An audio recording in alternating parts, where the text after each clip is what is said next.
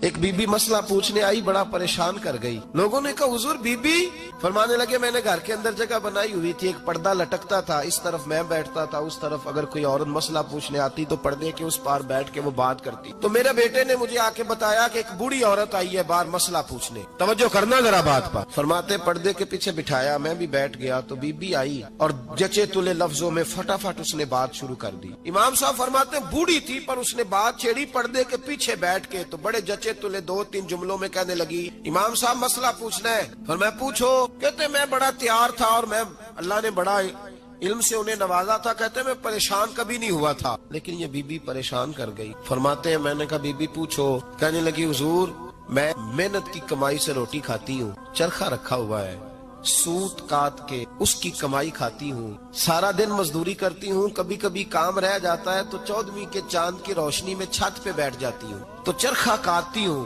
بادشاہ کا لشکر میرے قریب سے کبھی کبھی گزرتا ہے، ان کے پاس بڑی بڑی لالٹینیں، بڑے بڑے ان کے پاس روشنی کے بندوبست ہوتے ہیں۔ لشکر بادشاہ کا گزرتا ہے تو بہت بڑا لشکر ہوتا ہے، کئی کلومیٹر تک وہ گزرتا جاتا ہے، تو کئی دفعہ اچانک اس کی روشنی بھی میرے چرخے پہ پڑ جاتی ہے۔